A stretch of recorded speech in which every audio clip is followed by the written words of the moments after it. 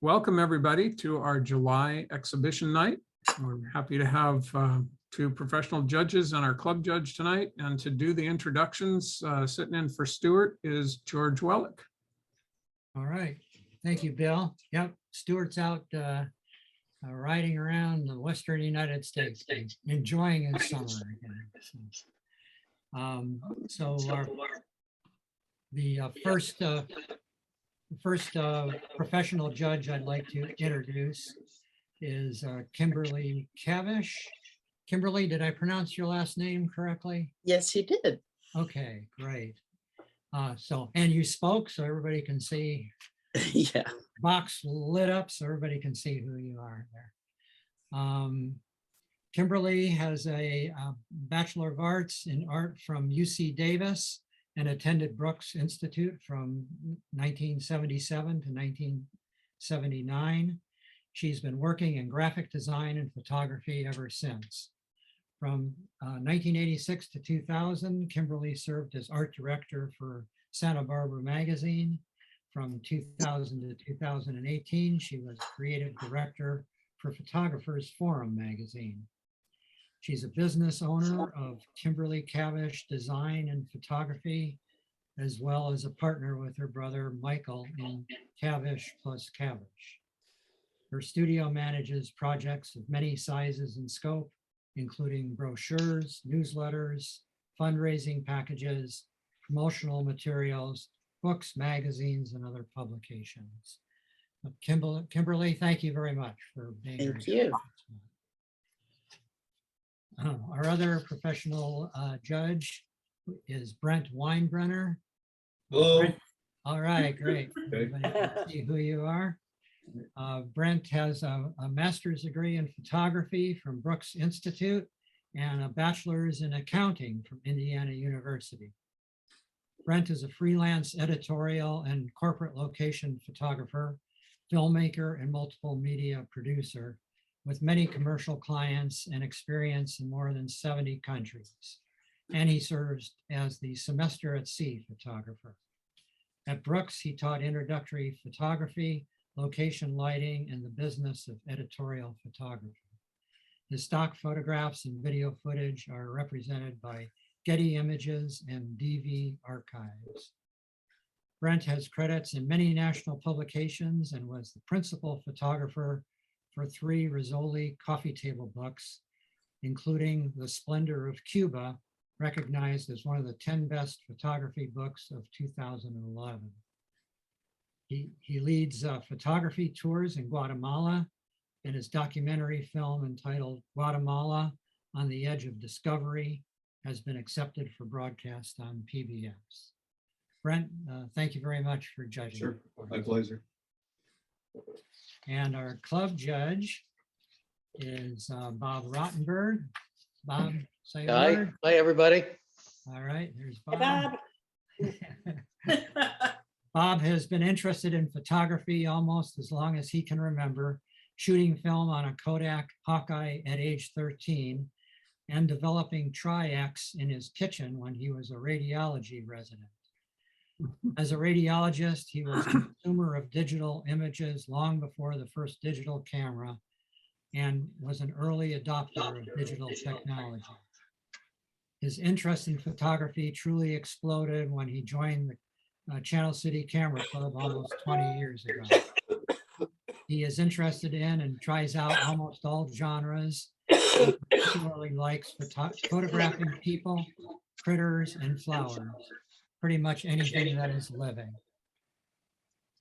He has won Image of the Year awards and cumulative score awards in all categories. Bob has served as in the club as secretary, president, and vice president, and he has been a judge pretty much every year for the past 15 or so years. He also has an interest in the history of photography and photo criticism. He has published several newspaper travel photography pieces with his daughter-in-law, who is a journalist. Bob, thanks again for judging. My pleasure. All right. I think we're ready to go, Bill. We've met our judges, and our first category is creative conceptual editing. The first image is bathroom screen creation, and this is critiqued by Kim Cavish. So we just start with the critiques. We're gonna go through each of the images, and I'll let you know who it is that's doing the critiques, and then you don't have to give your scores. The scores are already, our scorekeeper already has them from the. But you'll go through them first and then we give a critique? Or, No. No, critique no, as we're we gonna go. start, we're gonna start right away with the critiques. okay. So I thought this image was, I liked the color, I liked the graphic nature of it, and that it seems very straight ahead and clean. The only thing I might have done would have been to crop out the top, say 1 inch, where that you can almost see that it's a metal bar from a bathroom sliding shower door or something. It, to me, at least that and the flare of light at the very top was distracting, whereas if you cropped it right at that aluminum edge and started at the sort of faint purple, it was much more cohesive. Okay, thank you. Bathroom screen creation scored 20. That's 2-0. The next image is claustrophobia. This one's critiqued by Brent Weinbrenner. I think the concept really works. I think the compositional elements are good. And the use of color makes for kind of a good abstract image when viewed from a distance. I would have liked to have seen perhaps a little different treatment of many of the faces. They almost look as if they're wearing a mask, and that may have been intentional, but the faces that I gravitated towards were the ones where I could see a little bit more detail in them. For example, there was a woman right above the American flag, and so I was engaged by that. But then I kind of disengaged when I saw a face that was treated like the one who was immediately behind the man in the red shirt in the front. So I don't know if the photographer chose that treatment intentionally. I just didn't spark to that. So, but structurally, I thought the image worked really nicely and conceptually. Okay, thank you. Claustrophobia scored 20. That's 2-0. The next image is graphic lifeguard stations. This one's critiqued by Robert Rottenberg. Yeah, I'm always intrigued by why so many painters try to make their images look like like photographs, and so many photographers try to make their images look like paintings. We have kind of a quintessential beach scene. It's nicely composed. I like the leading lines leading up to the lifeguard stations and how they repeat and retreat into the background. The photographer has used a posterization filter or technique, probably in Photoshop. And what this does is it reduces 16 million colors to a handful and creates this kind of graphic effect. I think it's partially successful. I like the way it renders the lighthouse stations because they have enough detail for them to read as lighthouse stations. I like the leading lines of the tire tracks that enable the sand to read as sand. But in the background, we have two large color fields that are kind of devoid of any features at all, that I just keep on going to them, where I think I should be going to the lighthouse, I'm sorry, the lifeguard stations. The colors are nice and vibrant, and I think this is an image that lends itself to this kind of graphic treatment. I think if maybe there'd been less posterization with a little bit more visual detail in the background, it might have been more successful had the photographer used a different filter. For example, the watercolor filter, he could have reduced the amount of visual clutter, but still retain this kind of graphic appearance. So at the end, I don't think we've answered the question. And the question is, does adding a Photoshop filter to this photograph, which I think was a really nice photograph to start with, really add anything more? And I don't know not sure of the answer to that. Okay, thank you. Graphic lifeguard stations scored 21. Our next image is Radiance, and this one is for Kim. Do you prefer Kim or Kimberly? I go by both, Okay, whichever one you like saying. the fewer syllables, the better for me. So Okay, there's Kim Cavish comments. there we go. I really like the color. I like the fact that it's backlit, but I feel like the photographer was almost too enamored with the flare effect. And although it picks up the purples and it, you know, qualifies, I think, for the assignment, it doesn't, it's as though you really do want to look at the flower and you can keep that radiating element to it, but it could easily be cropped top and bottom and almost become a square format frame.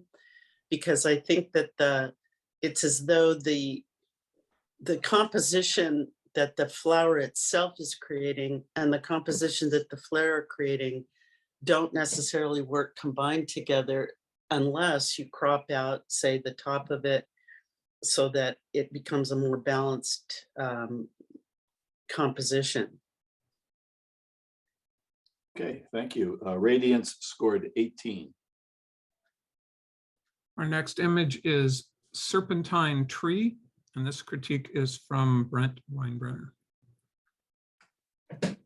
Oops, I'm out of order here. Hang on just one second.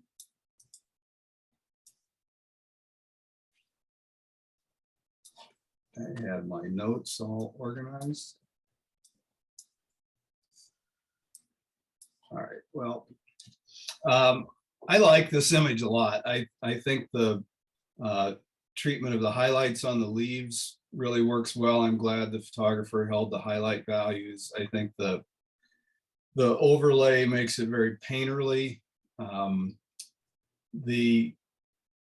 My eye did keep going to the little bit stronger green lines near the top. I would have liked to have seen those knocked down a bit because I don't think they were additive to the image, but I think the overall treatment and the technique that was used to create this very painterly effect really works. And again, I like the dappled light and the contrast range between the highlights and the shadows, and the lines are pretty intriguing. So. Okay, thank you. Serpentine Tree scored 22. Next image is Three Tulips, Bob Rottenberg with the comments. Yeah, this image really grabs your attention. And I think it's largely because of the beautiful complementary colors, the yellows and orangey-ish hues and reds, and the complementary green of the leaves. I think the lighting is really nice. I love particularly how the leaves, particularly in that middle flower, are highlighted at the bottom of the frame. So really, really beautiful colors. And I think the saturation is just right, really pops off the screen. I have mixed feelings about the black background. Black backgrounds are just, you see them everywhere now in photography, portraits, landscapes, nature shots, everything has a black background.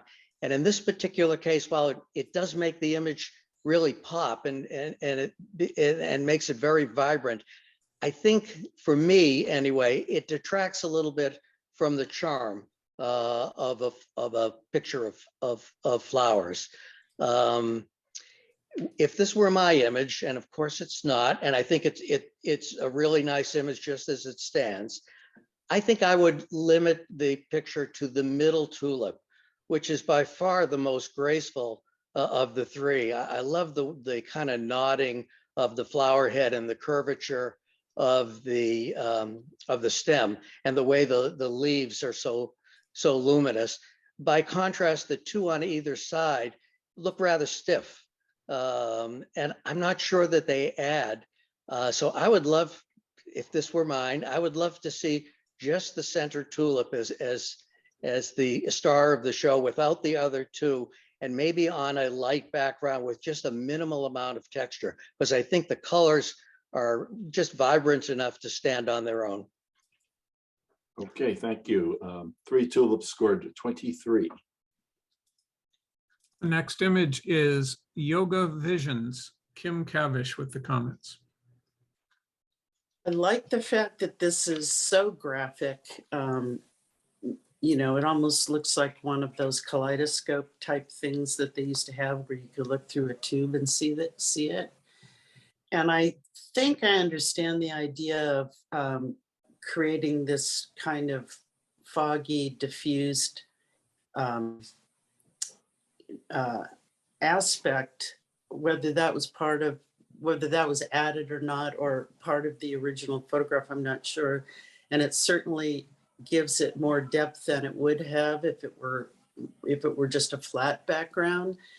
But the one thing that it is so graphic and so centered that it bothers me that I would say the 3 figures on the left they've been placed so that they create the pinwheel, but they're not nailed down well enough to create balance. If you look at the center shape created by the hands, the 2 fellows on the left, their hands are almost too close to the mid area. They needed to be pulled back a little bit and shifted. And then because it's so symmetrical and it was established to be so symmetrical, having that inaccuracy in the center sort of throws the whole idea off in a sense for me.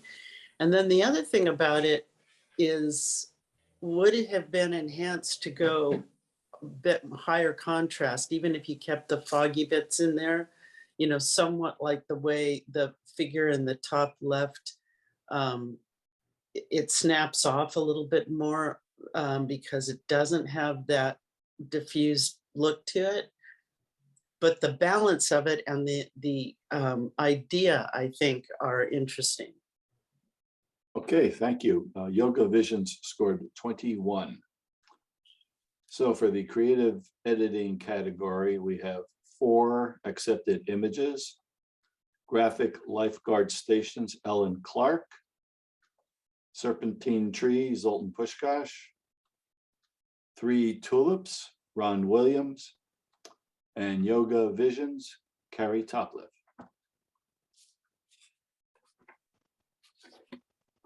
So that brings us to our next category. This is the nature category with our traditional nature rules this month and no special assignments.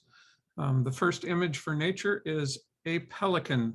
The critique is assigned to Brent Weinbrenner. It's certainly a dynamic moment and a strong visual element, strong composition. I think I would have liked to have seen a little bit more blue sky camera right to create more of a traditional rule of thirds and just see if that gave it a little bit extra energy.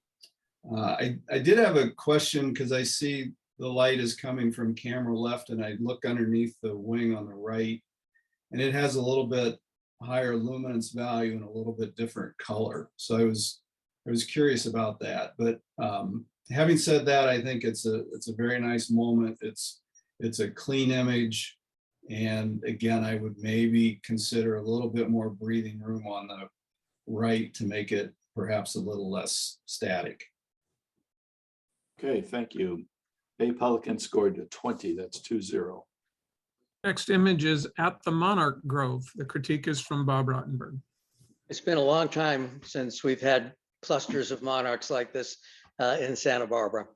I can see why the photographer kind of honed in on this cluster, but I feel like it would be more impressive and it would tell us something about the environment, which I think is important in the life cycle of the monarchs. The eucalyptus grove, it feels like it's cut off at the edges with some butterflies included and some not. So I know when we do nature photography, it's like 300 millimeters is good, so 600 millimeters must be twice as good. Well, I think this is a case where a little bit less zoom, if you would enhance this image. Also, the colors are somewhat unnatural. I assume that's the blue of the sky in the background, and it's really quite oversaturated. And this is the nature category. And since the sky is one of those memory colors that we have to get right when we do nature photography, I think that's to the detriment to this image. There's also kind of an overall bluish color cast to the image. We're going to see another image much like this a little later in the competition, so you can see if any of my comments translate to the other image. Okay, thank you. At the Monarch Grove scored 18. The next image is Black Phoebe, critique from Kim Cavish. I thought this was just such a stunning photograph in the sense of to be able to shoot it and get the bird so sharp and in as though it was about to swoop and has its mouth open ready to hit the water. And then I was double looking at it thinking, is that really a straight shot? It's just so sharp. And the only thing that was kind of bothering me was the fact that the Phoebe is such a sort of dull colored bird, and the background has so much color to it that maybe had the background been slightly even more out of focus, it would have separated the bird from the background a little bit more so that you would really read it. But I think that's a small detail for such a sharp captured moment. Okay, thank you. Black Phoebe scored 22. Next entry is Bulgaria Backlight. And this one is critiqued by Brent Weinbrenner. It's certainly backlit. The backlight is beautiful. I like extreme horizon lines. You know, there's very little at the bottom. Having said that, this one feels a little bit top heavy to me. I spent a fair amount of time moving my hands around or holding a piece of paper up over this image, looking at different crops. So, you know, I felt like a 16:9 or a different crop worked a little bit better, but there's nothing I can argue with on the exposure value, the tonality. And I think the only thing you can do is perhaps play with the cropping to improve it. Okay, thank you. Bulgaria Backlight scored 19. Next image is Cactus Blossom with the critique from Bob Rottenberg.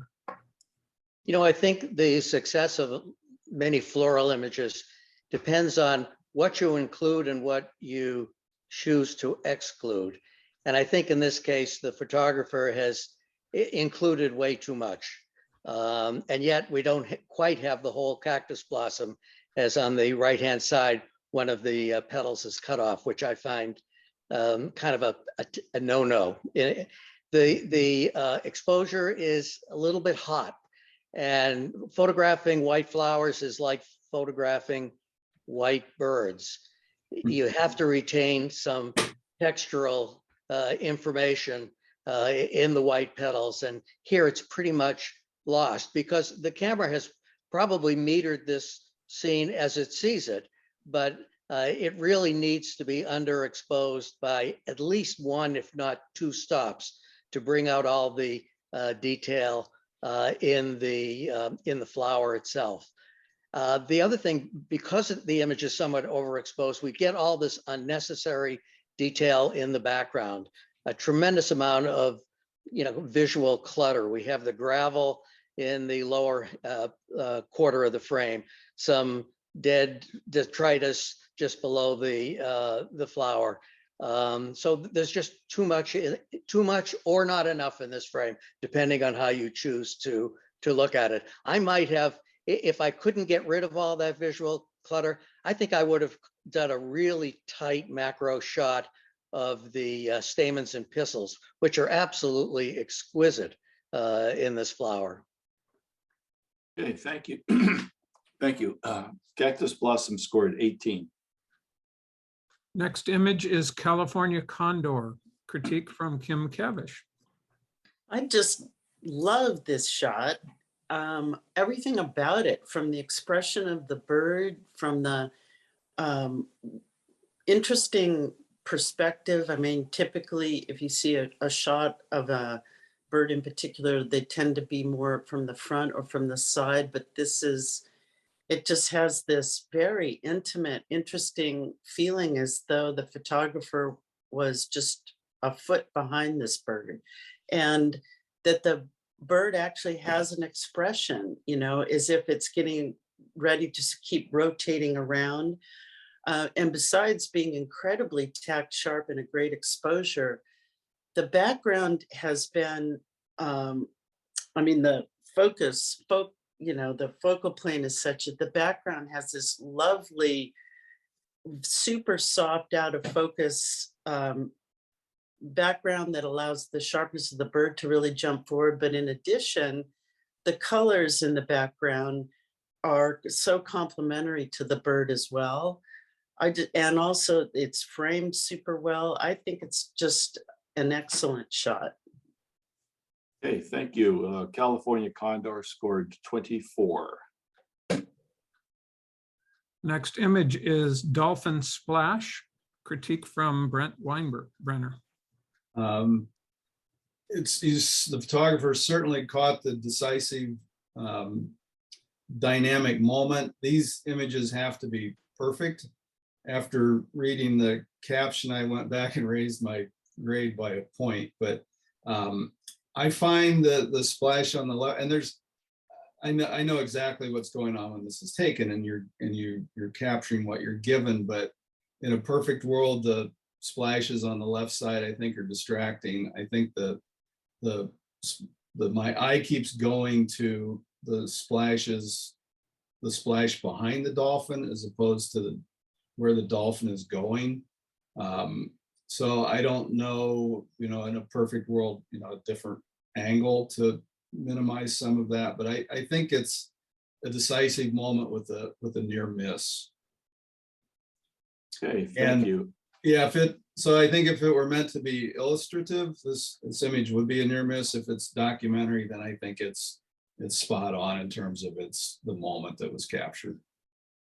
Okay, thank you. Dolphin Splash scored 23. The next image is Echinopsis Trumpets. Bob Okay. Rottenberg with the comments. I guess this is my night for cactus blossoms. I think this one, the exposure and focus are pretty much spot on.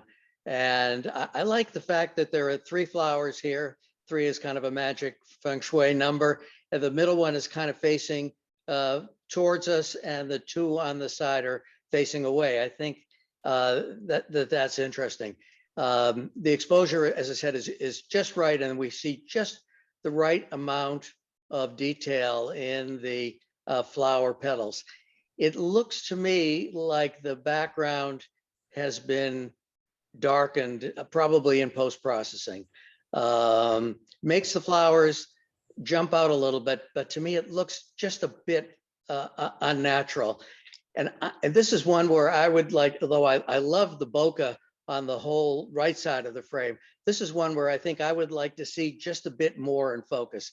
I would like to see those cactus stalks, what the blossoms are growing off of, be a little bit sharper, so that the kind of roughness and the spikiness of the native plant would have contrasted a little bit more with the delicacy of the flowers. I also think that there's kind of a uniform color cast here, kind of a greenish yellowish color cast, which I think if it were corrected it would improve this image. But all in all, it's a lovely image. Okay, thank you. Echinopsis Trumpets scored 19. Our next image is Gnarly, critique from Kim Cavish. I think the tree itself is interesting because of whatever, I don't know if that's a baobab tree or the way the roots are growing on the trunk or the trunk itself, it almost looks facial. It almost looks like a, a scary creature. But it also seems like the exposure doesn't seem quite right. And I don't know if it's that they intended to push the contrast so that it would be brighter and that or what, but I feel like it has the tone of it is too cool. And maybe the tree really was that color, but it seems like it needs to be taken down a little bit and maybe add warmth added to it. And then also, I feel like since the interest, at least to me in this, is the knots and the roots of this, I don't think anything is added by leaving that bottom inch or inch and a half to it. It could have been cropped up almost to the bottom of that first knobby bit. And even maybe take off some of the top for the same reasons, so that you really are thrown into viewing those three peculiar shapes that are in the trunk of the tree. Okay, thank you. Gnarly scored 18. Our next image is Gotcha, critique from Brent Weinbrenner. I tell you what, I'm glad I'm not a zebra, especially the one in the middle. So, a decisive moment, incredible. I wish the crocodile were a little bit easier read, again, in a perfect world with the splash. It takes, a second or two to figure out what's going on. But what can you say about zebra lines? The lines are great. The motion, the tension in the three animals is remarkable. So I think it's a solid image, a little bit easier read on the crocodile and it'd be more spectacular than it is. All right, thank you. Gotcha scored 23. Next image is Javelin with a critique from Bob Rottenberg. I don't think a competition goes by where we don't see a picture of a agave. And I think without the title, I'm not sure I would be sure what this picture is all about. We have the one sharp agave spike in the middle of the field. It's a nice strong diagonal. There's nice color contrast between it and the background greens. I wish it were entirely in focus, and you can see the point of the javelin, so to speak, is in very sharp focus, but then the focus trails off as you get to the bottom left of the frame. I also don't think from a compositional point of view that the background leaves really create a visually interesting composition. They just kind of seem to be kind of randomly arranged and don't add to the energy of the photograph. I also, corners are so important, and the kind of partially decayed agave leaf bottom right, I think, is distracting. Okay, thank you. Javelin scored 19. Next is Large Tree with the critique from Kim Cavish. I think it's the photograph certainly draws you in with the scale of the tree compared to the little diminutive deer. And I think having the deer looking at the camera, looking toward the viewer, adds a more compelling viewpoint. But maybe I'm wrong about this, but maybe these trees really do have bark that's that red, but it almost looks artificially enhanced.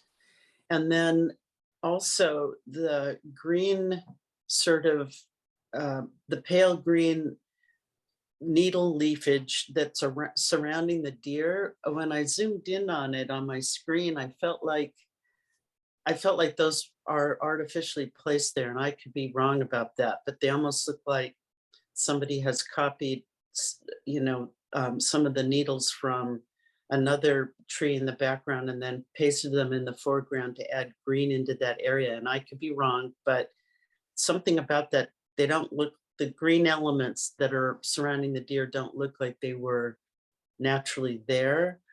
And the exposure of it, although the trunk of the tree itself seems very saturated, everything else looks like it's been a little bit blasted out. So I found myself zooming around this image to try to sort out what's gone on there. And I feel as though when you look at an image, you shouldn't be trying to sort out what the technical elements are of it. You should just be hit with the image. But I do, the big picture I do like, which is the scale of the tree with the size of the deer, I think really pulls one in. But again, maybe I'm wrong about this, and if so, the photographer can forgive me, but I feel like this has been manipulated in a way it shouldn't be. Okay, thank you. Large tree scored 19. The next image is Morning Glory with a critique from Brent Weinbrenner. I love the color palette. I love the soft light. I think it works really well with the nearly translucent petals. I'd play around, I think, a little bit with getting the flower off dead center vertically, maybe just a little bit right, or probably to the right. It was said earlier that details matter in this. The unopened blossoms, particularly the one that is about to merge with the two that are about to merge with the petal, are a little bit distracting. The one in the lower left, not so much. There's a leaf in the lower right that I'd like to see go away. I spent some time thinking where I wanted that horizon line, and I think you've probably settled on a pretty good place. I might have tried to hide that little bit of green that's poking up on the left side, as well as probably the unopened blossom on the right. I do like the arc of the stem that's going across, but I think that, like I said, the color palette and the tonality really works well. All right, thank you. Morning Glory scored 18. Next is Natural Beauty. Bob Ruttenberg doing the comments. Hey, this looks to me like a marine iguana, probably in the Galapagos. I hope I'm right on that. I love the kind of expression and the textures of the critter. I'm not terribly in love with the lighting. There's very, very strong highlights above the iguana and on his, I guess you'd call it, top of the head or crest. Looks like there's a very bright specular highlight in the eye. I'm not sure if that's because the sun is high in the sky or if flash were used. I doubt that flash was used, but somehow the lighting for me doesn't work. For me, I mean, these are really interesting critters. The crop seems way too tight. I'm not sure. I mean, it is a portrait, and portrait orientation would seem to be appropriate, but this guy feels a little cut off at just below the shoulder, as it will. I would like to see a little bit more of his back. I'd like to see the top of his head burned down quite a bit. And for me, really the most interesting part of this photograph, and I think it would have made a great close-up, is that incredible hand or claw or foot or whatever. It is so human. It looks like it belongs to the creature from the Black Lagoon, with its scaliness, and yet a thumb that looks like it's opposable. It's really quite beautiful, and the whole arm of the creature is really very interesting and would have made a nice photograph in itself. The picture as a whole has kind of a orangey tone to it, but it doesn't look like orangey late day lighting. It's kind of harsh, and somehow the color balance doesn't feel quite right. Okay, thank you. Natural Beauty scored 20, that's 2-0. And next is On a Perch with the comments from Kim Kavish. I think the captured moment for this bird is interesting with its beak out, and it looks like it's about to take flight. So there's a lot of motion to it, as if, you know, any second this bird is going to be airborne. But I feel as though, and I think it's interesting that the background has these soft tones to it, and the waters are really still, but I don't think they really add anything. I think the photographer could have come in quite a bit on this image. It could have been cropped extensively and really brought you into the bird. But at least on my screen, when I looked at it, it looks like it's not tack sharp. It's just slightly soft. So perhaps the photographer didn't want to zoom in so that it would enhance the fact that it's slightly soft.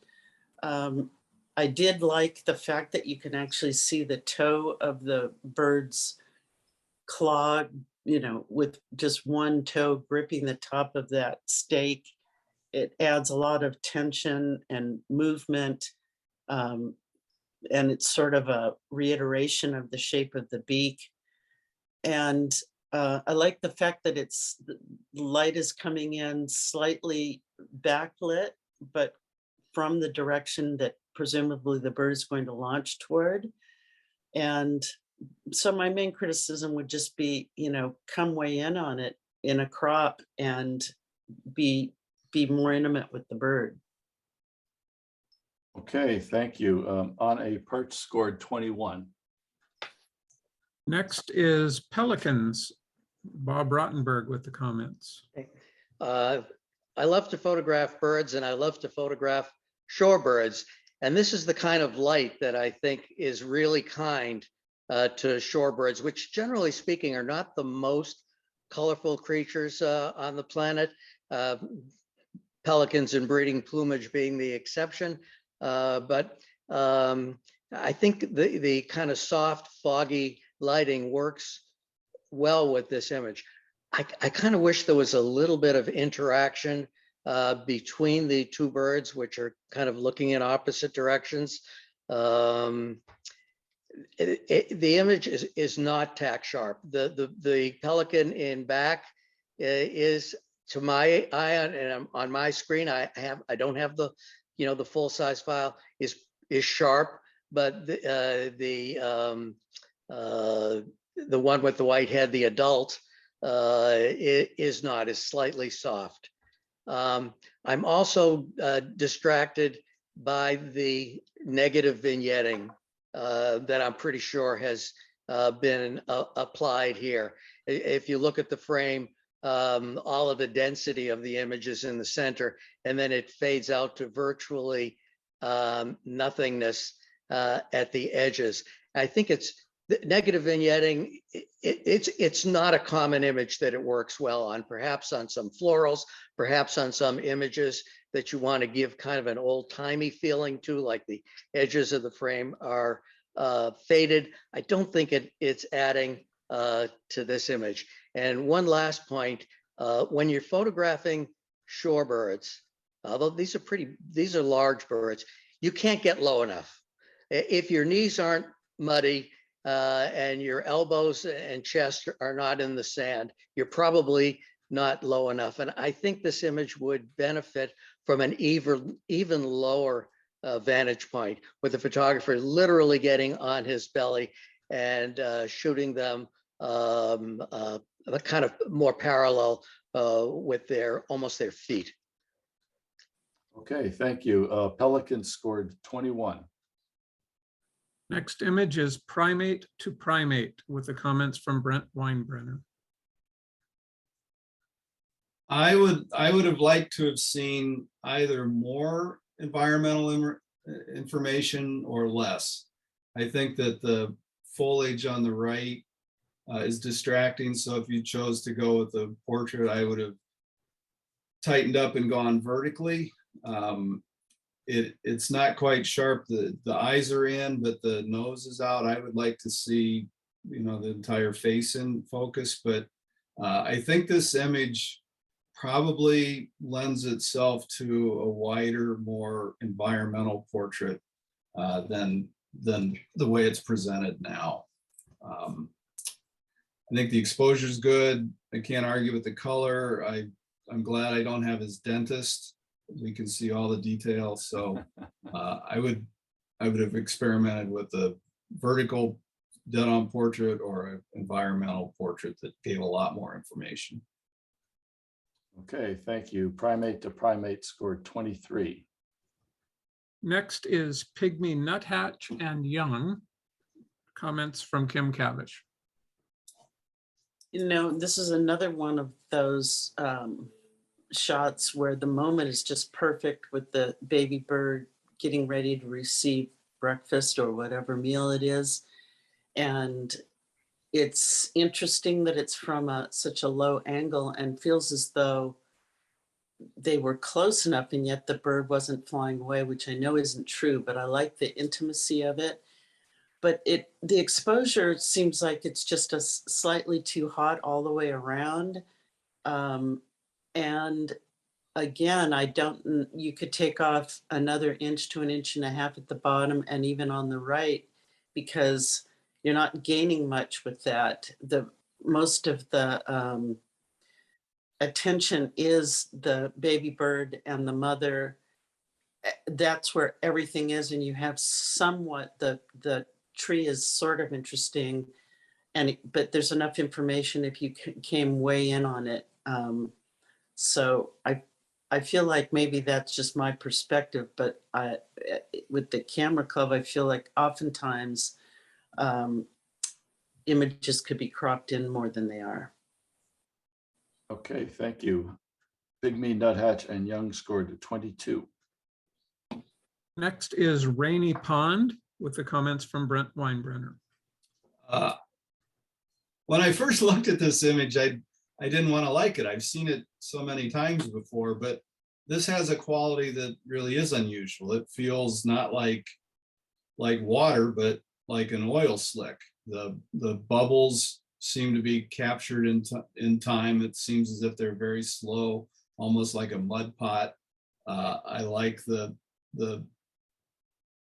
green and the blue. I like the highlights on the lower part of the image and the swirling activity that is taking place in very slow motion. So again, at first glance, I felt like I'd seen this image a million times, and then I looked at it more carefully. And I also appreciate the fact that the specular highlight, the reflection of the sun, the photographer managed to hold detail there. And so even though it's a high value, it doesn't distract me or annoy me in any way.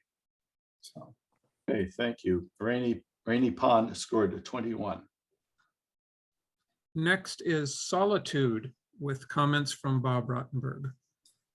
This image is really quite beautiful. Looks like a San Ynez Valley scene, and the photographer has picked out a beautiful coastal live oak. They're all beautiful, and they're all beautiful in a different way. This one almost has a bonsai like quality. The sky is absolutely beautiful.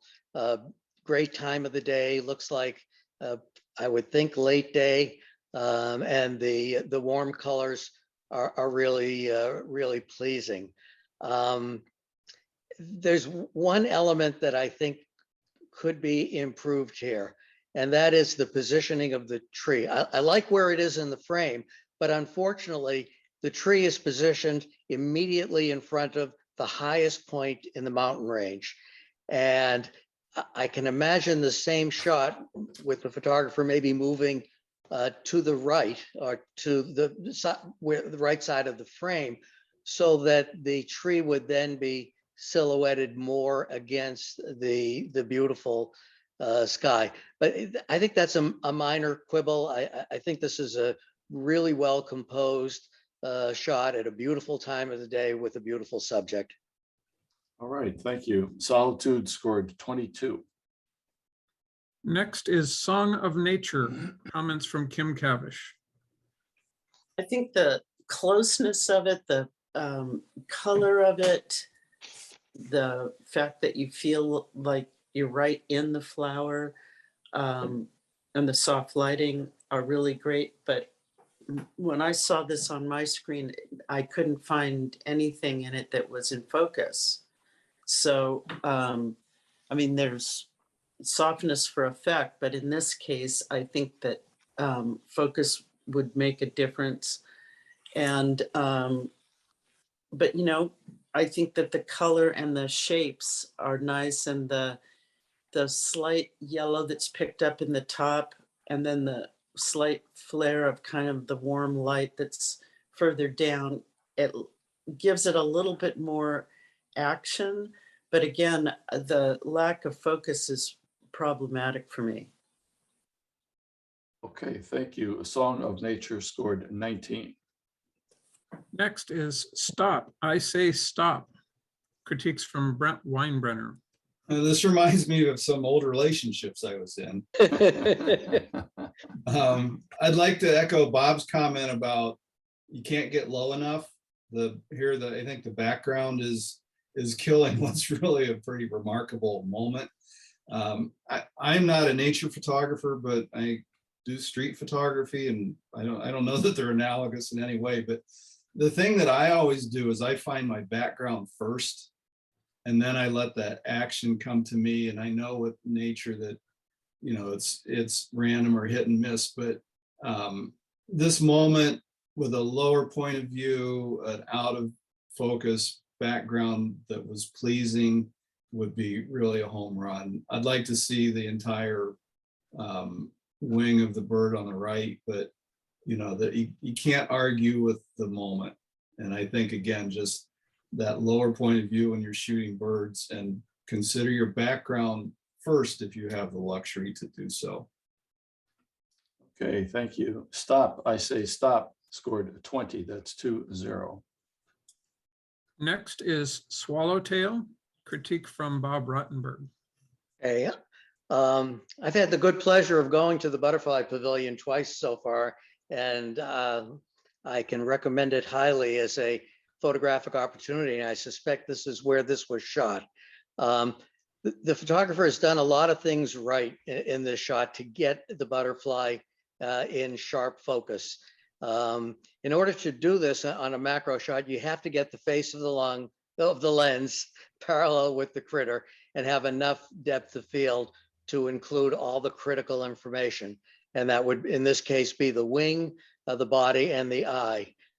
From the highlight on the eye, it looks like this was shot early in the day or midday, because the light is obviously coming from directly above the butterfly. And the fact that this is shot in bright sunlight, I think it's been handled pretty well, because there seems to be some dappled shade that's helping this image out quite a bit. The other thing that is beautiful about this image is it's very difficult, either in nature or in the Butterfly Pavilion, to find perfect specimens. And this is a perfect specimen. There's not a notch out of place. It's just a perfect specimen. Now, you know, I think the key to really successful macro shots, and this is either macro or let's say a near macro shot, is to get the right amount of depth of focus. And usually we're struggling to get enough. In this case, I almost wish that there was a little bit less. That red flower that this butterfly has lighted on is just such a strong element in this picture. And you know, red is a color that it's hard to take your eye off of. And I think it's competing with the star of the show, that is the butterfly. I also wish that the background was even more out of focus and that there weren't these little bright specular highlights in the background, that it was just a nice uniform creamy green tone, for example. So technically an excellent shot, artistically good, but not great. Okay, thank you. Swallowtail scored 24. Next is warming up with the comments from Kim Cavish.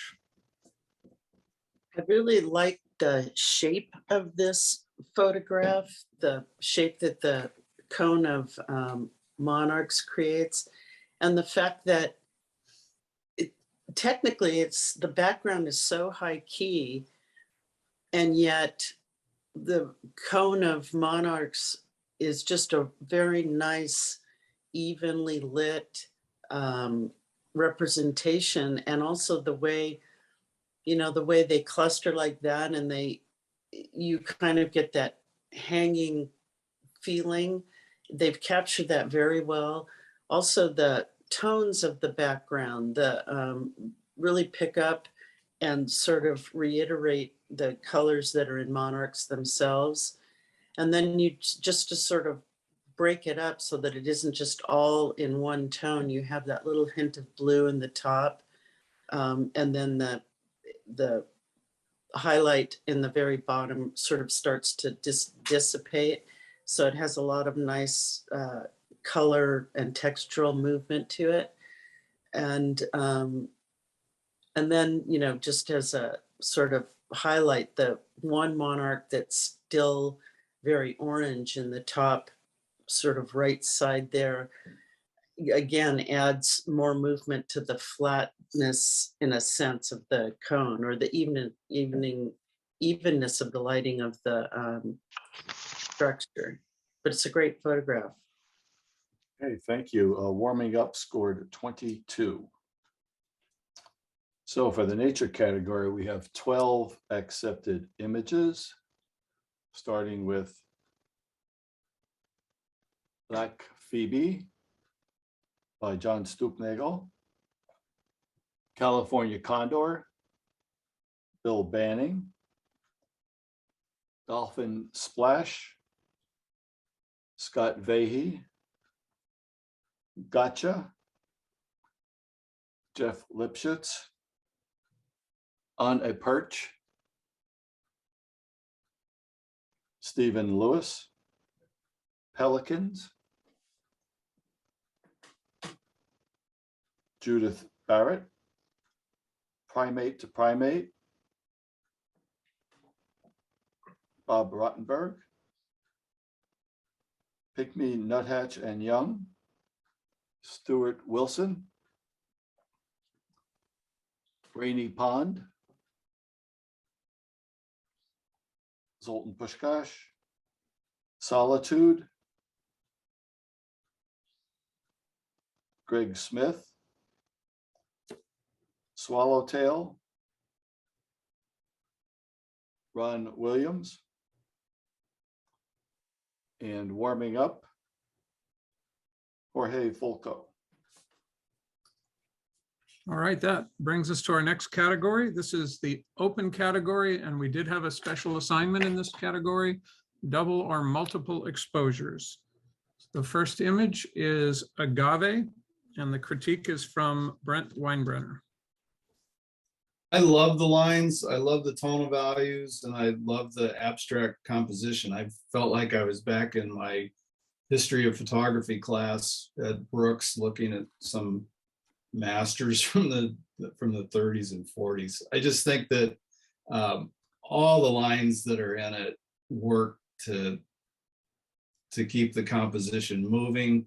I think the tonal values are good, maybe could go just a little bit deeper into the blacks a little bit, but again, I think that it really works, and it's swirling and moving, and it's a nice work. Okay, thank you. Agave scored 24. Next image is Blood Moon with the critique from Bob Rottenberg. And we've seen a lot of pictures of like this on the web recently because of the blood moon that occurred about 6 weeks ago or so. Shots like this don't just happen. They require quite a lot of effort. And I commend the photographer for getting out there, probably for the better part of a couple of hours, setting up the tripod and getting good exposures of every phase of the moon. I think the composition, arranging the moon, the phases of the moon as a clock is interesting. And I quite honestly, I can only think of one other way of composing that, and that is as a long linear arc, like the moon was rising or falling. But I think if you're going to arrange it in this fashion, that the moons have to be evenly spaced. And if you look at the 6 o'clock position, there's a big gap there, and yet some of the other moons appear slightly or quite a bit closer together. And for whatever reason, that really bothers me. The star of the show, obviously, is the full blood moon in the center. And it doesn't look quite as sharp as, say, the moons at the, so we say 2 o'clock and 3 o'clock position, and the one at 7 o'clock where we can clearly make out the craters and mountains of the moon. And since that one is put right in the middle, I notice it. The other thing that I think could be improved on a little bit is if you look at the moons at the 4 o'clock position, at the 5 o'clock position, the part that is in full sunlight, so to speak, that are really bright, they're really hot. There's no detail at all there. There's no yellowness. And I went out to look at the moon last night. There's a beautiful crescent moon now. And even though the moon is almost white, it's never pure white. And there are some very, very subtle features. So except for a few minor technical flaws and one slight compositional problem, I think this is a really interesting and beautiful image. Okay, thank you. Blood Moon scored a 20. That's 2-0. Next image is Dragonfly Squadron with the comments from Kim Kavish. I really liked what the photographer was doing here. Initially, you know, in particular, the dragonfly on the right is really sharp. And so I had a quick moment of wondering what those out of focus, warm tone elements are. But I kind of like the fact that they were included because it adds a little bit of mystery. Otherwise, it would just be 3 dragonflies floating in blackness. And also that it's this, you know, the idea of the name of it being a squadron, it's as if there's some foreign element coming into their space and they're getting ready to do battle with it. I think it was a sort of a risky move to put such out of focus streaks in there that you don't even have a frame of reference for. And yet I just think it adds action and movement to it. The only thing I might have done was the littlest dragonfly that's in the top left corner, either bring that one in a little bit further into the frame or enlarge it a little bit, because there did feel as if there's a little bit of a space element over there that's lacking something. But and I also like the fact that the dragonflies have different perspectives. They're you know, one's coming in and you're looking at it from the top, from the front of it. The big one you're looking at from the top down. I like it, and it's sharp. Okay, thank you. Dragonfly Squadron scored 26. Next image is Epiphyllum, and the comment is from Brent Weinbrenner. I'm getting all the dreamlike images tonight. I like this. I maybe would like to have seen the highlights brought down just the tiniest little bit. I think it would allow my eye to wander around rather than gravitate towards them. And I might have played around with enlarging the flower on the right-hand side just to create a little bit of visual variety between the two hero flowers. But again, this soft color palette works with it. I think the lines, the sweeping lines of the leaves are beautiful, and the treatment that the photographer chose to give this works nicely with the subject matter. So I think it was well executed. All right, thank you. Epiphyllum scored 23. Next is Etude with the comments from Bob Rottenberg. I was really happy to get this one because I think this is a really lovely composite. There are obviously three separate elements. We have the solid appearing piano, the book of sheet music, and then the sky. And I think they all come together to create a really nice mood. I think technically it's extremely well done. The tonalities are absolutely letter perfect. The blacks are nice and black. The grays are just as they should be. And the whites are bright without any of them being blown out.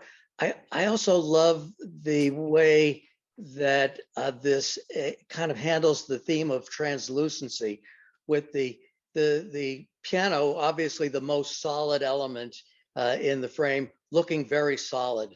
And the sheet music, obviously, we can see through it. We see parts of the piano, we see parts of the sky. And I think that really works. I think there's only one thing that I probably would suggest, and I'm not sure it's included in the frame, and that is to frame this a little bit looser. I wish, for example, on the right-hand side of the piano, you have that beautiful curve of the edge of the piano that goes right to the edge of the frame and then is abruptly cut off. I think we could use a little bit more space below that right leg of the piano. And also the corners of the sheet music on the right and the left are also cut off the frame. And I think if this were composed just a little bit looser, that it would be a still better image. But I think those are minor critiques, and I think this is a winner. Okay, thank you. Etude scored 24. Next image is Faces of Eve with the critique from Kim Cavish. The one thing that bothered me about this is the way the figure itself, the body, has been truncated, her arm being cut off right at the elbow on the right, and then her shoulder being cut out on the left. That there's something about that that just is disturbing enough that it distracted me from, I think, what the photographer is trying to do with the repetition of the silhouette of the face, which are very sharp and works very well.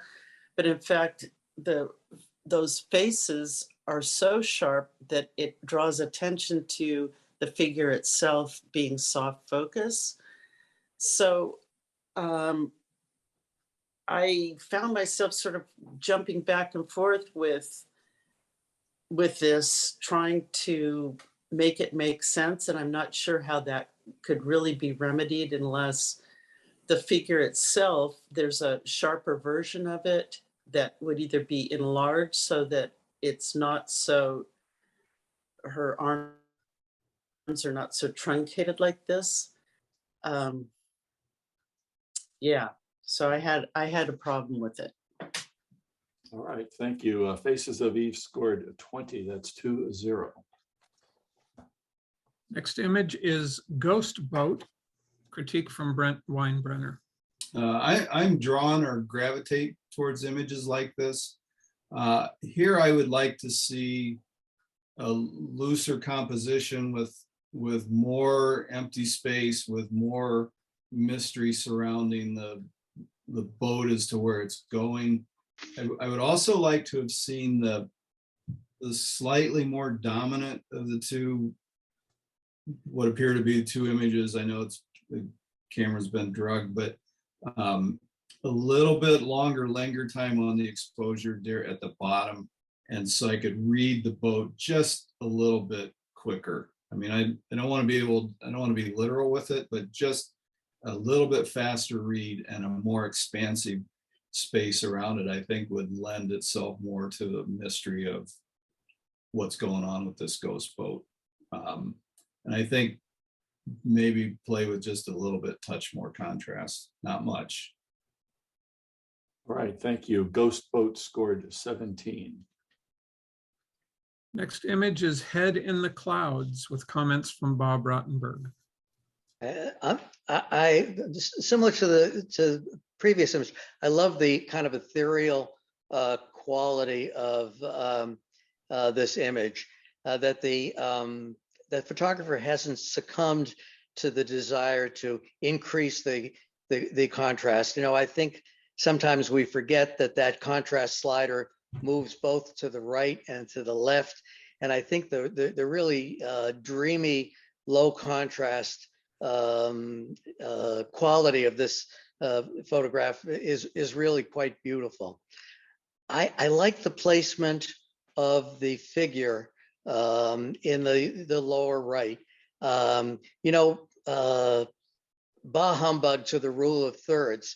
In many images, the corners or the edges can be the most interesting part. And I like the way the figure has been placed, crowded into the lower right portion of the image. I wish it wasn't quite as crowded, though. I'd like to see a little bit more on the bottom. I'd like to see the complete arc of her dress or garb or whatever that is. You know, the perspective is really interesting. The theme is really interesting. I looked at this and I said, well, where have I seen this before? And I would have to say probably never, but for some reason it reminded me a little bit of Leonardo's figures on the Sistine Chapel, where there's a figure and a beautiful background. And the figures are frequently put way off center. There's only one thing that bothers me a little bit, in addition to the bottom being cropped a little bit tight, and that is how her head disappears into the clouds. We have that tangent line formed by the edge of the mountain, and it looks like it's cutting off the top of her head, rather than her head gradually fading into the clouds above. It creates probably the only sharp line in the whole image, and I think I wish it weren't quite in that location. But all in all, I think this is a very beautiful image, and that the tonality of the image is really quite beautiful. All right, thank you. Head in the Clouds scored 20. That's 2-0. Next image is Macaw with comments from Kim Cavish. I really like this image. I like it that it's it's not going with the standard format. It's a little bit, you know, closer to a square, and the color's great. The overlays have created really interesting shapes and textures, and even that I'm not sure what it is, the repetition that looks like sort of faint lines that go from the beak down to the right-hand corner. It just adds movement to the image, adds movement to the frame. And then you can still see the macaw, you can still see an expression. And so I think it's very successful. All right, thank you. Macaw scored 20. That's 2-0. The next image is Moon over Harbor with comments from Brent Weinbrenner. When I first saw this, I really wanted to like this image. And as soon as I covered up the moon, I fell in love with it. Because I think there's a narrative here that is, we can write that narrative. What is going on in the harbor at 2 a.m.? Who's in danger? Where's the patrol boat going? And I think if you take that literal moon out of it and let us kind of get lost in the narrative of our own making, then the image works as a storytelling spark. So it's certainly non-traditional, but I'm grateful that I can read patrol. If I couldn't read that, then the story would be lost. But I immediately went to danger on the water. Okay, thank you. Moon over Harbor scored 17. Next is No Choice with the comments from Bob Rottenberg. You know, even with the title, I struggled with the message of this picture, but that notwithstanding, I still find it interesting. I love the shoe or baby's boot, and I love the soft colors, and I love the way I love the rendering of the shoelaces and how they come out of the shoe and towards us and then bend back. It's a little ambiguous whether this is a little boy or a little girl shoe, and maybe that's what the X is all about. I'm really not sure. I think I would have tried this with the shoe turned the other way and the toe of the shoe being on top. For some reason, I think it might read a little bit better. I wish that the whole shoe, since it is the dominant subject here, were in focus. And I think it's kind of a boot, so that the kind of counter, the highest part, is out of the plane of the shoelaces. So it's very soft. And then the heel comes back into focus. The toe with the little floral motifs or whatever those are is really pretty. The colors are beautiful, but again, it falls into a lack of focus. I think there is a problem with how the transparency of the red X it has been handled. As it passes over the middle of the shoe, it's clearly transparent. We can see the shoe through the X, whatever the X means. But as the X passes over that dark space where the ankle would go, it suddenly becomes totally transparent, and that just looks wrong. It draws my eye away from, it just catches my attention, and I don't think it should. I wish that the X did not, in the lower right, extend right to the edge of the frame. I know it's a teeny detail, but teeny details like this, particularly when they occur right at the edge of the frame, they don't look right. They're distracting. So you really have to watch your edges and decide, this is something that I want entirely in the frame, or this is something that I don't want in the frame. And I think that I would like to see that whole corner there. Okay, thank you. No Choice scored 19. The next image is Owens Lake, and the comments are from Kim Cavish. I found this sort of interesting in the sense that I kept trying to figure out what the intent was with the photographer. Was it happening to have 3 images and then you wanted to combine them so that it would fit into this open category?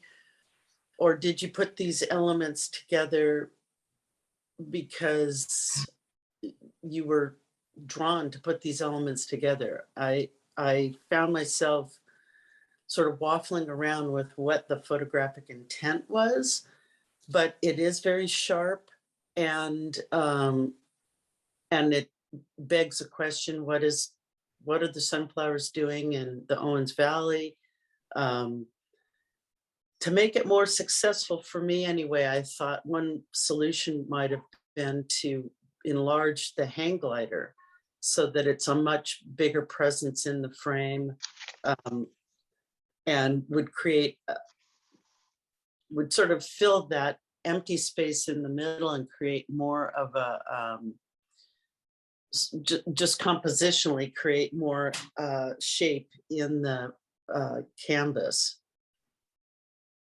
Okay, thank you. Owens Lake scored 18. Uh-oh. Okay. Next image is Sticks and Stones with comments from Brent Weinbrenner. I thought the choice of layers was really nice. It encapsulates what I presume to be Joshua Tree and, you know, the rocks and the Joshua trees in the desert together into one image. So I think it's additive. I would like to have seen perhaps a little bit less opacity of the stone. I think unless the cracks at the top were meant to be sun rays, I think my eye keeps running out to that corner. I'd like to see those knocked down a little bit. And like I said, a little bit less opacity on the stone. And I don't know if the photographer, I'd also like to see what it looked like with the stone reversed and with the cracks at the bottom. But again, I think it's a very nice use of two layers that, you know, kind of encapsulate Joshua Tree all at once. The tonality works, the muted colors, and so I think it's a successful image. Okay, thank you. Sticks and Stones scored 21. Next image is The Dancer. Comments from Bob Rottenberg. Hey, let me start with some of the things I really like about this image. I really like the cinematic crop, which I think works very well with the repetition of the three dancers and the three different positions. I also love the color palette, and to me this has kind of that teal orange color grade that you frequently see in the movies and you see all the time now in wedding photography. And it works really well here with the nice warm orangey tones of the skin and the teal color of her bodice and the beautiful delicate colors in the sky. I think the technical aspects of the composition, because this obviously is a composite, are extremely well done. I think the figure in the middle is the original image, and the other two have been added in post. And I say that only because the way her toe meets the railing there, I think that is the railing in front of the Biltmore at Butterfly Beach, at the edge of the beach. I think I might like to see just a little bit more of that. Now, let's get to the figures. Obviously, we have her in, I don't know my balletic positions, but let's call it first position. And she looks a little bit stiff and awkward, and her facial expression doesn't work as well as on the other two. The middle figure is a lot more graceful, more natural, more balletic. The figure on the right is absolutely exquisite. The photographer has captured her at exactly the right moment. The position of the arms and hands are beautiful. Her expression is quite beautiful, and she's a knockout. And that part of the image is a 9 as far as I'm concerned. I also think that this image compositionally is all about symmetry, and there's a little bit of asymmetry that bothers me. And I think I would like to see the three, let's say, torsos more evenly spaced.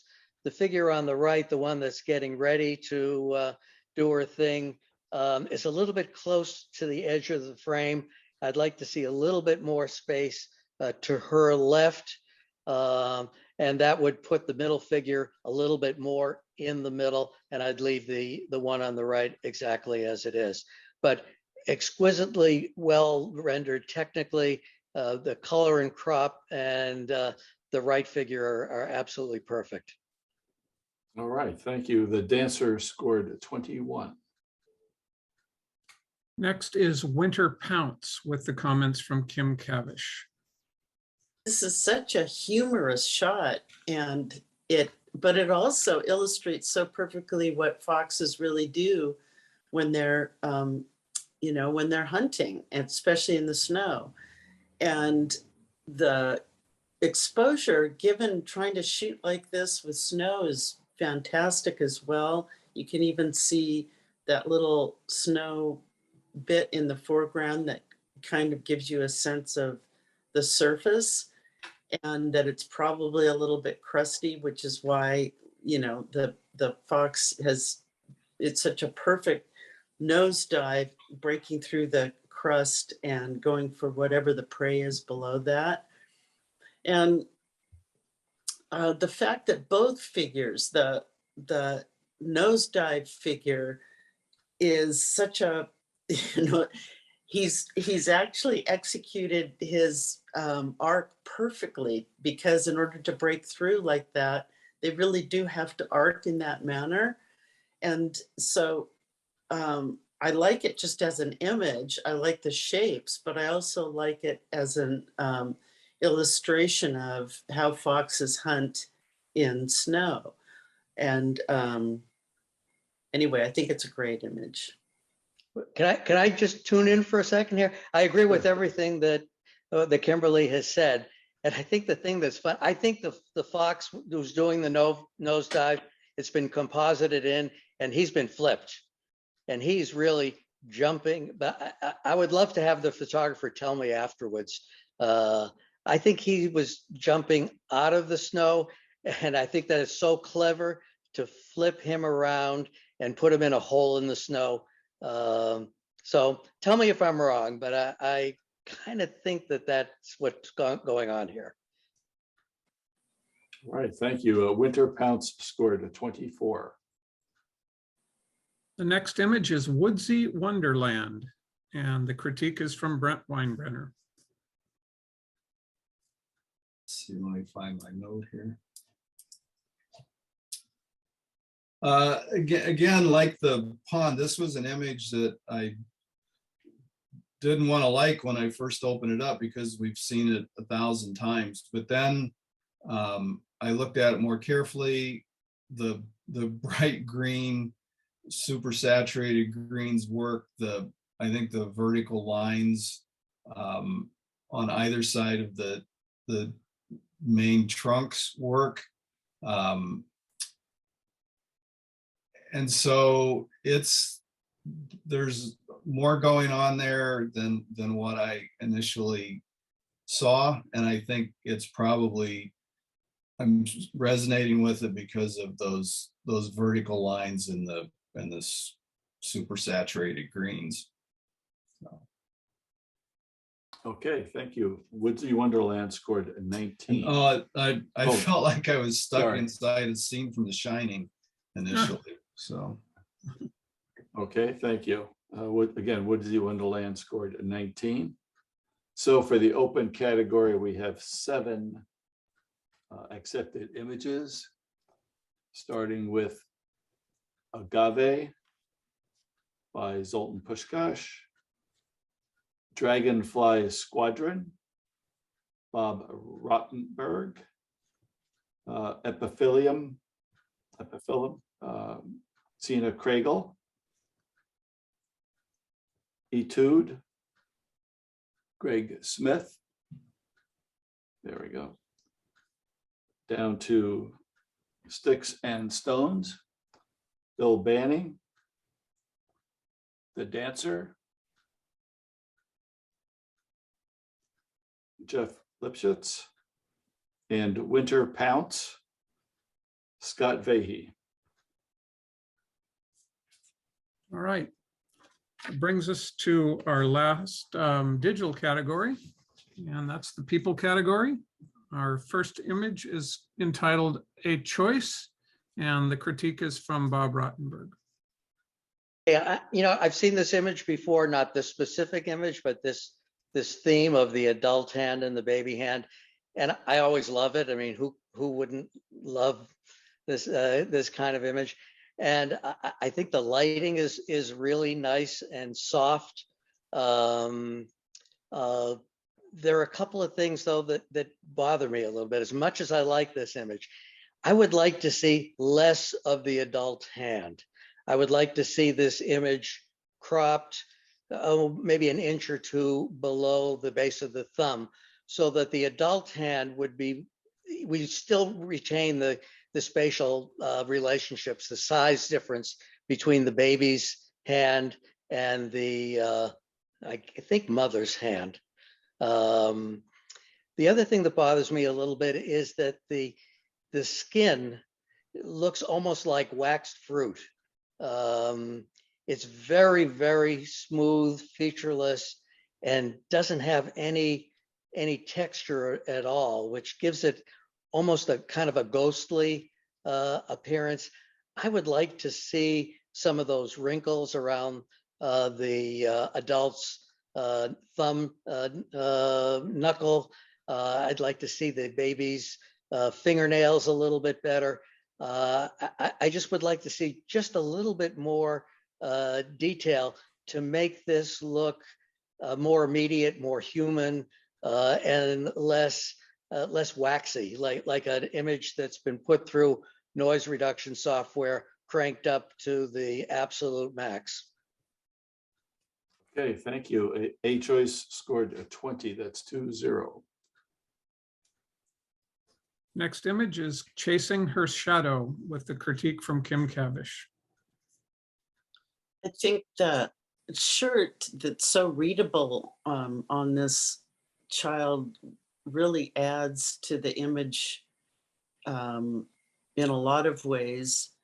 And, the photographers caught the child running in, and oftentimes, they can be striding in an awkward way, whereas this shows movement. It looks really great in that regard.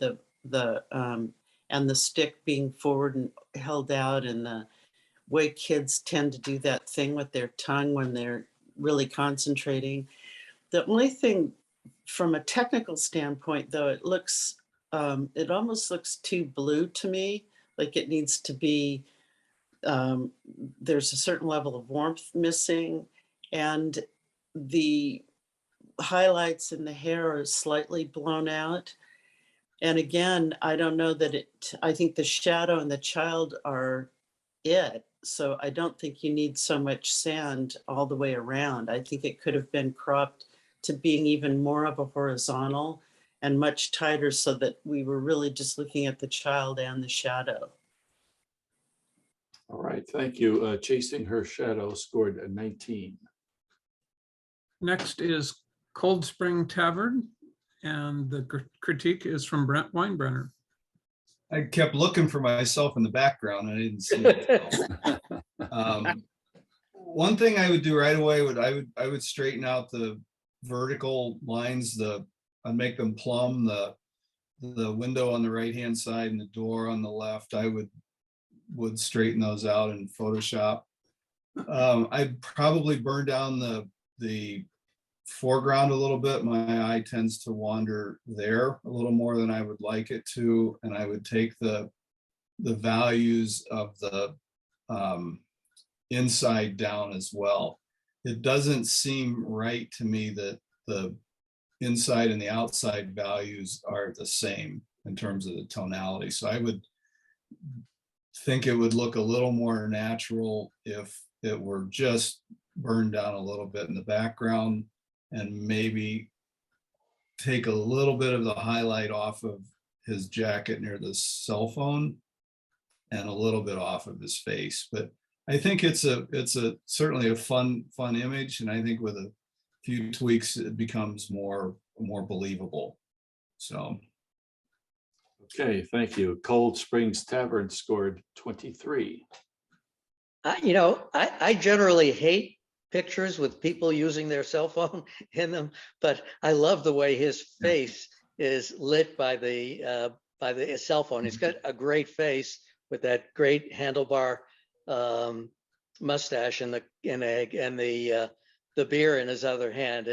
I think he makes the picture. yeah, and if you bring down all the tones around him, then I think you go straight to his face. It Yeah. accentuates it even more. Okay, did we get the score on it? Yes, it was 23. All right, the next image is Dog Lover with critiques from Bob Rottenberg. Okay.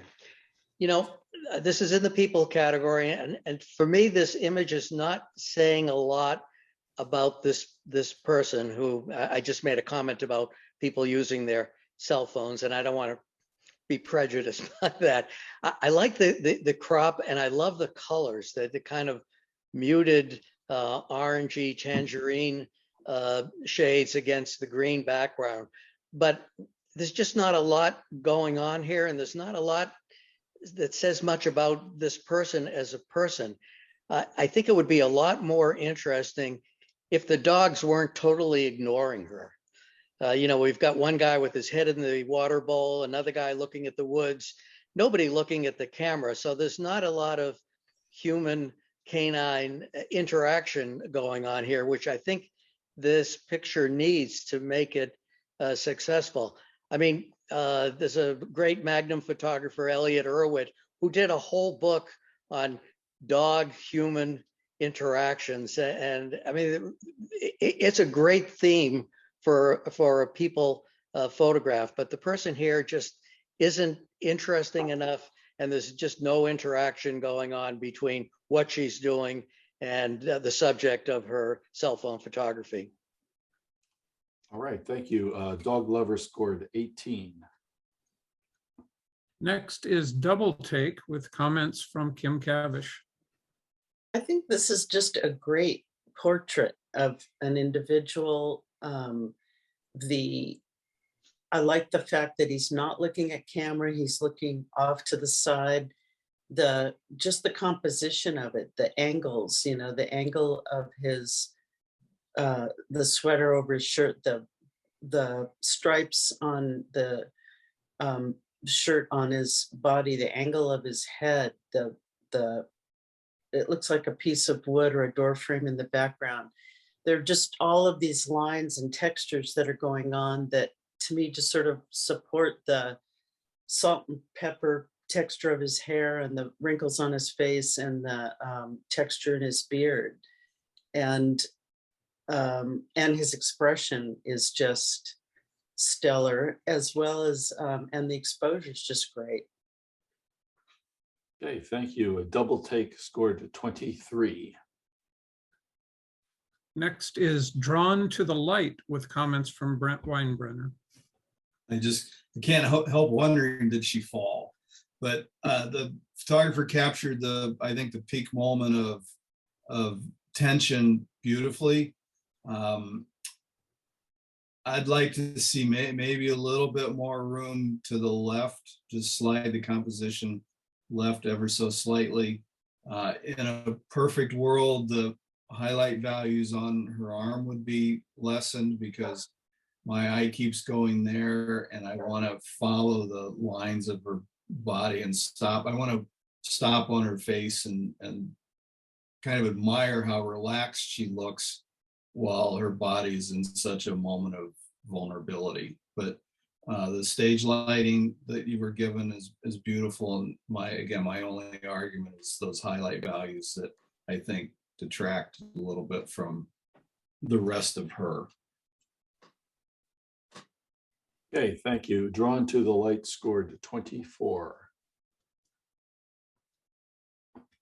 Next image is Life is Good with comments from Bob Rottenberg. These days, you have to love an image that makes you smile. And this one makes me smile. I am not a huge fan of selective colorization. I think that has been employed in this image, and we've got the peachy tones of his shirt and the matching great sunglasses that he's wearing, which really adds some punch and humor to this image. I like the way the figure is positioned in the frame, and I like that there is just enough of his environment, the kind of roughly stuccoed wall, his bare feet on dirt, to tell us a little bit more about him.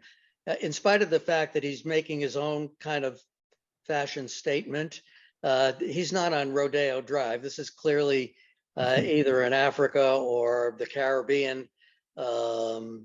It seems these days, whenever you point a camera, no matter where you are in the world, at a person this age, they do one of two things.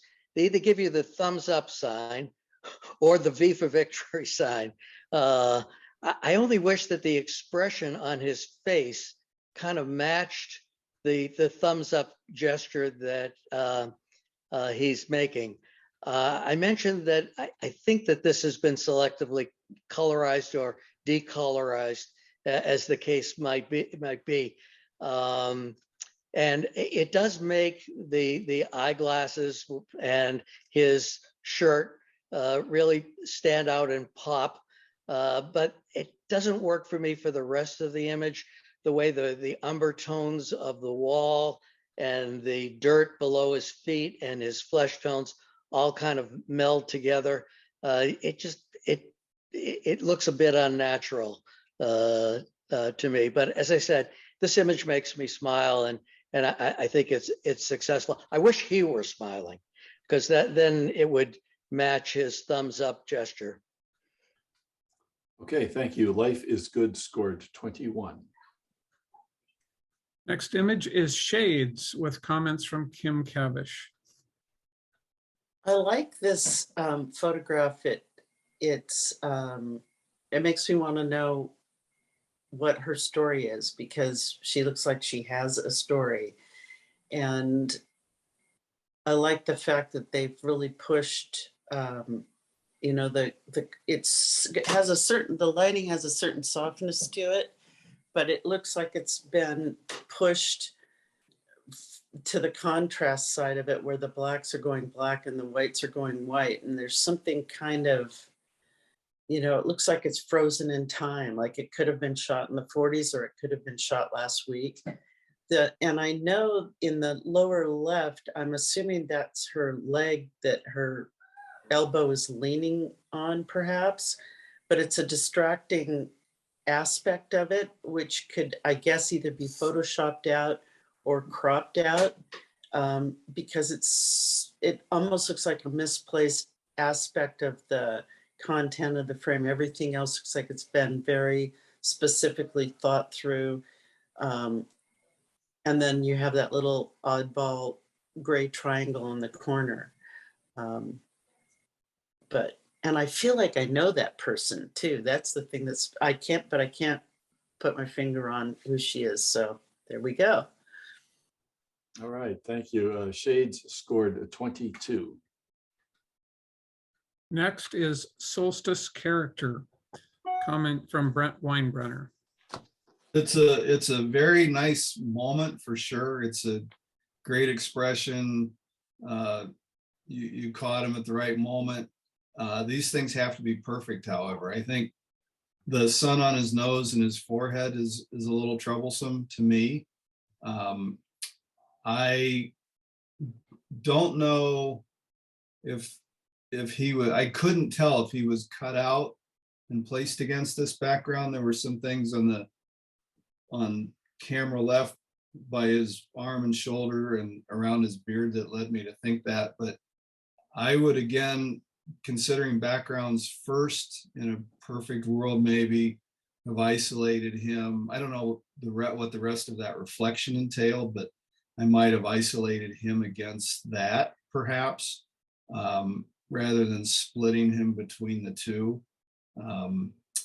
Cutting hands off can sometimes be awkward, so maybe a little bit higher crop, but then the guitar becomes maybe more awkward. But it's certainly a great expression. And to my way of thinking, if he were back 6 inches and out of the sun, it'd be flatter, but it would be a more successful image, I think. But just watch the backgrounds, pick those first. And again, it's a nice moment.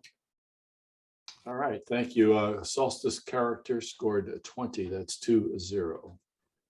Next image is strolling by with comments from Bob Rottenberg. Okay, now, when we travel to an exotic location and we shoot people pictures like this, we try to kind of capture the location and the exotic feeling of that location. And I'm having a hard time deciding where this picture was taken. I'm going to guess India because of the middle figure. It looks like Indian attire, but the environment is not adding anything to that sense of place. And certainly the presence of a Westerner, the lady in the blue jacket and sandals in the right hand part of the frame, is also interfering with my feeling that this is some kind of travel photograph in an exotic place. I think, shooting these figures from behind, that's kind of an interesting artistic choice. I wish that one of them, particularly the figure in the foreground, was holding his hands in that kind of characteristic strolling posture, were in focus, but he's not. And something has happened with the post-processing of this image, where there are large areas that are not just out of focus, but kind of devoid of any luminosity detail. They're kind of posterized. I'm not quite sure why it is. I'm not even sure what time of the day this is. I think it's evening, but the figures are so bright. So I don't have a sense of time. I don't have a great sense of place. And I don't have a figure for my eye to come down on that's kind of the center of attention. All right, thank you. Strolling by scored 18. Next is the Jolly Painter with comments from Kim Kavish. I really like this portrait. It's everything in the scene is painted, and it looks like, he looks like a Jackson Pollock painting himself. And even his red shoes, if you think of the shoes not being red, how much that shot wouldn't work, but just coming all the way down to red shoes, and then the splash of red on the back of the truck on the left, and then the red paint brush, and then on top of which he's laughing and smiling, even though he looks like he's just had a ghastly day of painting, but he's clearly smiling. So then it makes you wonder, well, does he love his work? What did he just paint? So there's a real storytelling capacity to this portrait that really works well for me too. Okay, thank you. The Jolly Painter scored 22. Next image is the Tiger Lady with comments from Brent Weinbrenner. I like this image a lot. I like the intensity of her camera right eye. The thing that I would do would be to crop. I would move the left side into where it runs into her hair so that we eliminate some of the color on the left side. I'd crop down into her forehead to get rid of that triangle on the upper right. And presumably she has a bare shoulder that is continuing to carry the tiger markings. So I would just reframe the camera down into the right, and I think the lines would be interesting, and you would get rid of some of the things that aren't additive to the picture. And I went back and forth on, the expression carried in her lips, did that match her eye? And I thought about, do I want more downturned lips? And then I thought, oh, that's pretty not provocative, but it matches. So I think expression wise, it's perfect. I would just like to see the whole thing shifted down and to the right.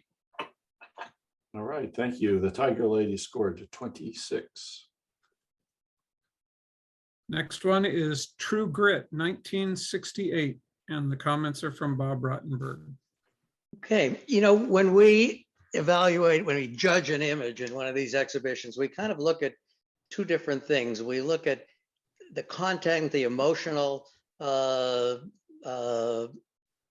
resonance of the image, and the technical qualities. And sometimes too much emphasis is put on the technical qualities, and images that are technically perfect can be kind of formulaic or sterile.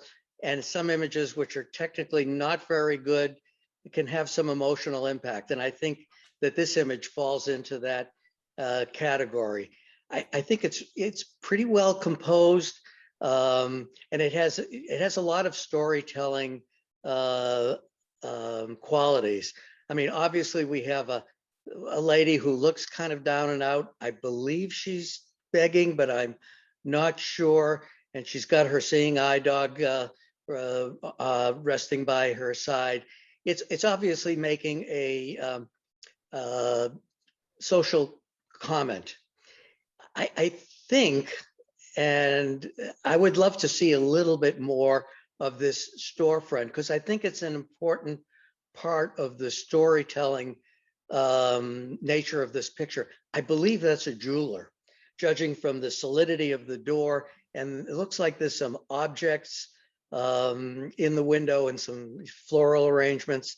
And I think that if we could tell that, if it was a florist or a jeweler, that would add to the emotional impact of this picture. You know, getting to the more technical aspects, obviously it has some flaws. It's not quite in focus. The rendering of the tonal values is not very good. Her face is in highlights. There's no detail on her legs and knees or on her kerchief. So it looks a little bit like a photograph of a photograph, if you will. It reminds me just a little bit in its social commentary of a picture by Robert Frank from the Americans. And, you know, he photographed America in a way that a lot of photographers felt were, they thought he was a bad photographer, that his pictures were out of focus, that they didn't follow classic compositional lines. I think with a little bit of improvement in technique, he probably would have liked this photograph. So I have mixed feelings about it, but the bottom line is I think the emotional impact of the image supplants its technical flaws. Right, thank you. True Grit 1968 scored 20. That's 2-0. So for the people category, we have 7 accepted images, starting with Cold Springs Tavern by Carrie Topliff, Double Take, Bill Hallier. There we go. Drawn to the Light, Stephen Sherrill. Life is Good, Jeff Lipschitz.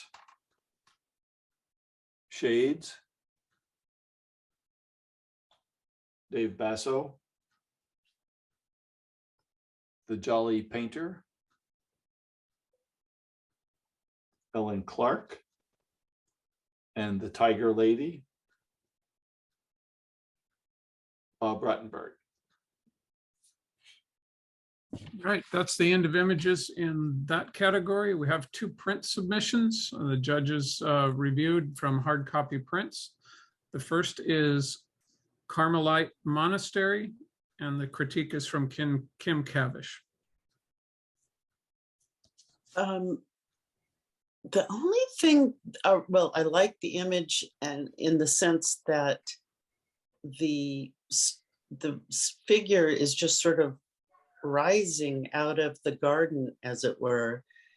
And the fact that it was shot in such a way that the Madonna is facing out of frame, and that it's been positioned so that the statue itself is on the right-hand side of the image, and it creates a certain amount of tension balanced by that black branch that's leaning in the opposing direction.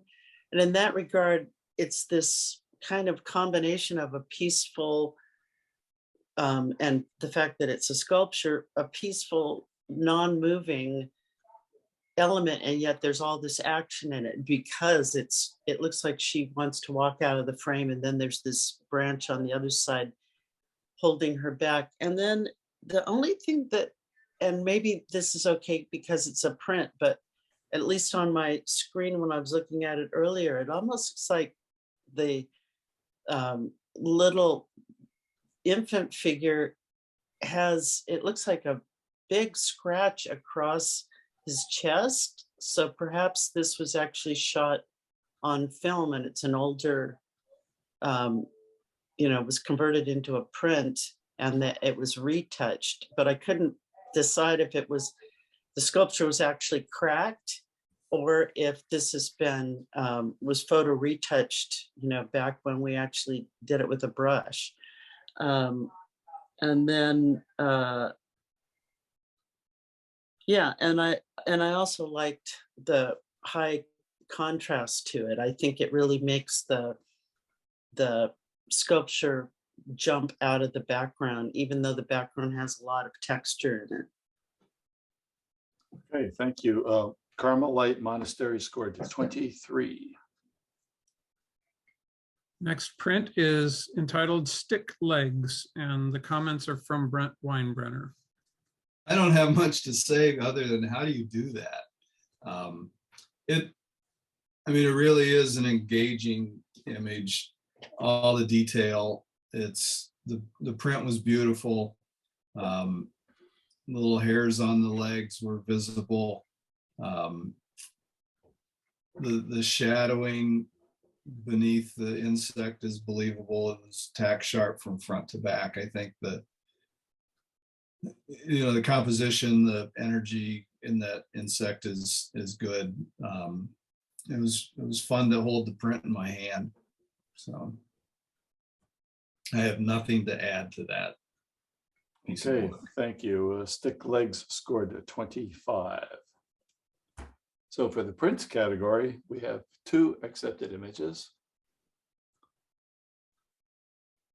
Carmelite Monastery, Bill Banning, and Stick Legs, Ron Williams. And that concludes the judging, except for a video, I think. Yep, we do have a video, and hopefully we've got the sound issues worked out a little bit. I'll remind folks that they can see this on Flickr at the club's Flickr account, and get a little better version of it. So this is Gaviota Wind Caves. Please let me know if we're not hearing it. If you're looking for a hike that will get your heart pumping but still suitable for the intermediate level hiker, head to the Gaviota Wind Caves, just off Highway 101 between Santa Barbara and Solvang, exit at Gaviota State Park. Then, just before the beach entrance, veer to the right. You'll find free parking up around the corner. There's a short walk to the trailhead along a flat road. As you climb, the trail narrows and is lined with sharp brush. It took us around 45 minutes to get to the first cave, hiking at a leisurely pace. Explore the shady caves and take in the beautiful views around you.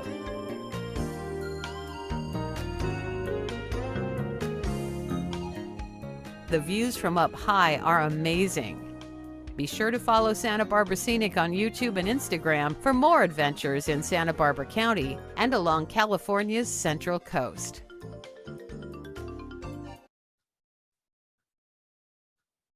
Okay. Have any comments from the judges? Sure. Go ahead, Kim. Okay. I felt like whoever did the voiceover had a really good voice for what she was delivering, but the overall quality of the film itself to me looked like it was overexposed and slightly blue. So, and then periodically, some of what she was voiceovering wasn't necessarily meshing with what we were seeing. But I thought the strongest part actually was the person doing the voiceover. Yeah, I think a couple little tweaks to the script where she talked about the scenic views. We're really not looking at scenics. We could easily substitute with the beautiful rock formations or something to make it perhaps a little more literal, because there was a disconnect. I might build in it. It seemed like it was pretty rushed in a couple places, so I might just give a beat or two between sentences or thought changes. Maybe animate the opening graphic. It fades out, but maybe you could zoom in on that a little bit just to give it some energy. And I think I would probably animate the 2 opening still images also to provide energy, because pretty soon we get into a fair amount of energy. I think that static start could be animated and help give the whole thing a lift. So, but again, and to Kim's point, it was overexposed, and a nature video should be rich in its tonality. So, All right. Well, thank you everyone for another wonderful exhibition night, to our judges for their Thank you. time and expertise and great comments tonight, and appreciate the work that you do in support of the Camera Club. We have program coming up in 2 weeks and the 4th Tuesday in 3. So we'll see you on each of those.